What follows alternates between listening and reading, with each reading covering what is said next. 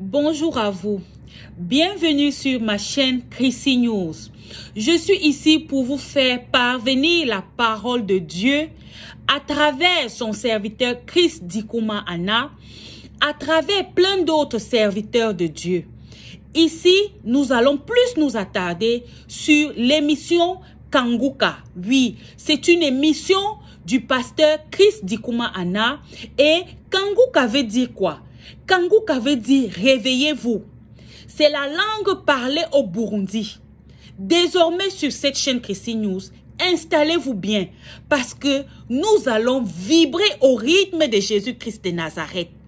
Nous allons danser au son du Saint-Esprit. Nous allons vibrer. Nous allons nous réjouir avec les chérubins, les séraphins, les principautés, pour ne citer que cela. Installez-vous bien, nous allons bientôt décoller.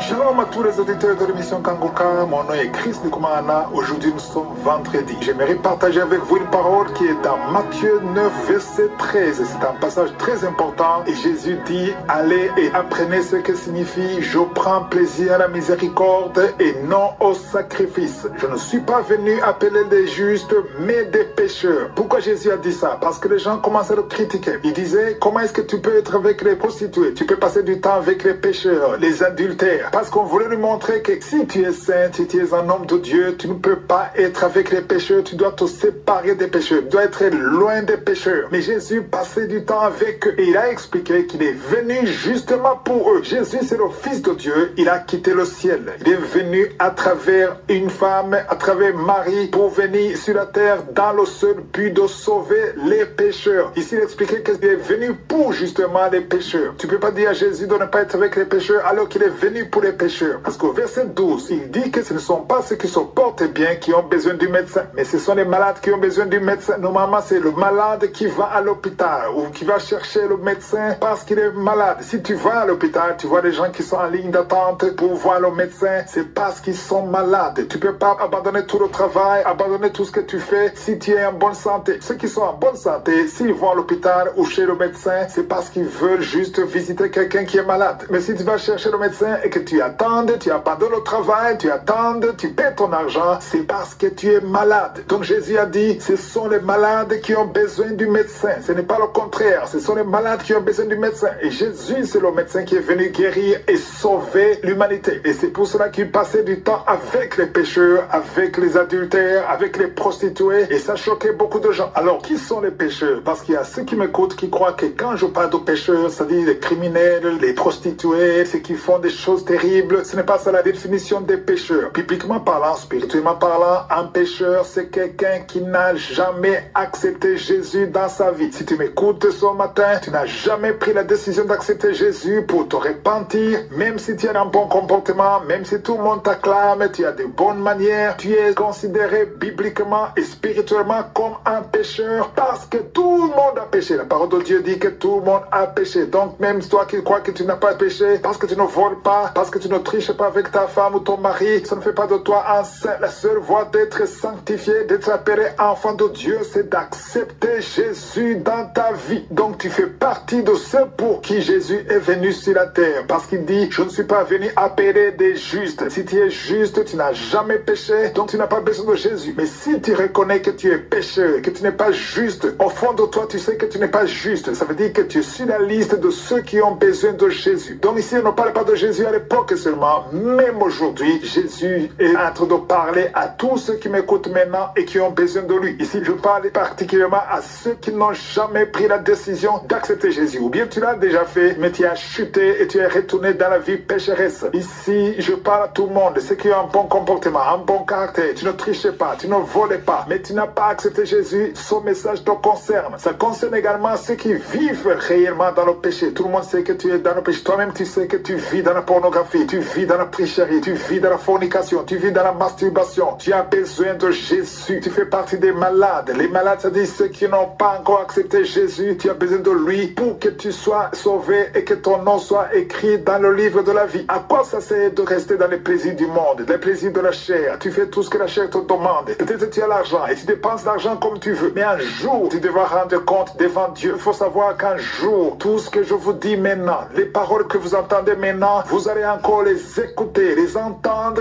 devant le trône de Dieu. Tu ne diras jamais que tu n'as pas entendu la vérité. Tu connais la vérité. Tout simplement, prends la décision d'accepter Jésus. Je ne devrais pas te supplier parce que c'est pour ton bien. C'est pour que ton âme soit sauvée. Même si tu meurs aujourd'hui, on va t'enterrer, mais ton âme ne mourra pas parce que tu seras jugé. Il y a ceux qui m'écoutent qui font des relations sexuelles sur le téléphone, ceux qui sont liés par la pornographie, ceux qui sont en train de voler. Vous faites ce que vous voulez, mais un jour, il y aura un jugement. N'attends pas le jugement et sois préparé pour que si Jésus revient aujourd'hui, il peut revenir aujourd'hui parce que la parole de Dieu dit qu'il viendra à tout moment. Personne ne connaît ni le jour ni l'heure, mais c'est à toi de te préparer. Son message, c'est pour te préparer. C'est bien de continuer de travailler, de chercher, d'évoluer dans la vie, mais il faut te rappeler que la vie sur cette terre est très limitée. Il n'y a pas encore 100 ans que tu vas passer sur cette terre. C'est le moment de prendre la décision. Si tu veux vraiment accepter Jésus, si tu veux être sauvé, si tu veux être pardonné et commencer à zéro, mets-toi à genoux et appelle Jésus. Invite Jésus dans ta vie. Si tu veux l'assistance d'un serviteur de Dieu, tu peux appeler au plus 257 76 57 79 65. Pour ceux qui résident au Canada ou aux États-Unis, vous pouvez appeler au 613 462 93 52.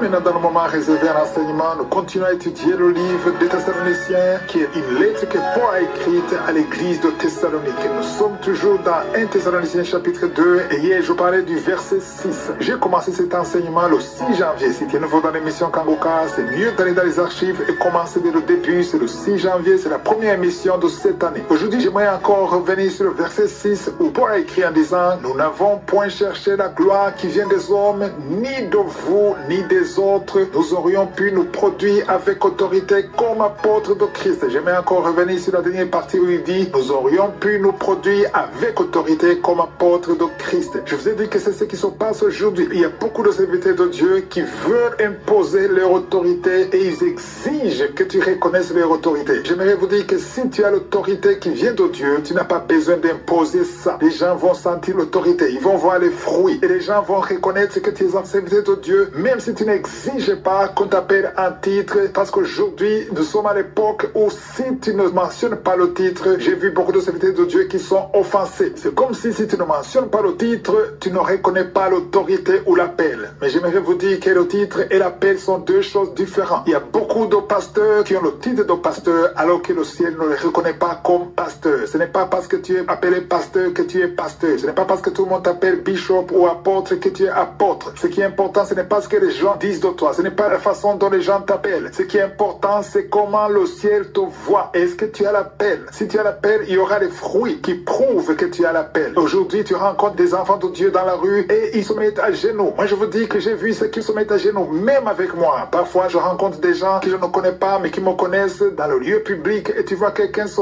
mettre à genoux. Et chaque fois que je vois quelqu'un qui se met à genoux, je lui prends avec la main, je lui demande de se lever et j'essaie d'expliquer que les genoux sont faits pour s'agenouiller devant Jésus seul. Même quand l'apôtre Jean s'est mis à genoux devant l'ange, l'ange a dit, je suis une créature comme toi. N'essaie pas d'imposer l'autorité, parce qu'ici, on aurait pu le faire. Parce que Paul dit, on aurait pu le faire, mais on ne l'a pas fait. Ce n'est pas parce que tu as le pouvoir de le faire qu'il faut le faire. Beaucoup d'enfants de Dieu aujourd'hui sont manipulés par l'autorité que Dieu a donnée aux serviteurs de Dieu. Au verset 7, il dit, mais nous avons été pleins de douceur au milieu de vous. Donc même qu'une nourrice prend un temps de soin de ses enfants. Ici, on compare aux mères, les mères qui ont un enfant. Si tu as un bébé, le bébé a besoin de la douceur, a besoin de l'affection. Ici, on voit Paul qui est parfois dur, mais d'un autre côté, un Paul qui est doux, qui est doux avec les âmes, les chrétiens. Il dit, nous avons été pleins de douceur. La douceur, c'est très important. Mais même la rigueur, ça dit que le serviteur de Dieu doit être équilibré. Il faut d'un côté la douceur comme une mère avec son bébé et aussi la rigueur comme un père. Au verset 11, il dit, vous savez aussi que nous avons été pour chacun de vous, c'est qu'un père et pour ses enfants. Ici, il parle de deux choses. Au verset 7, il parle d'une mère. Il était comme une mère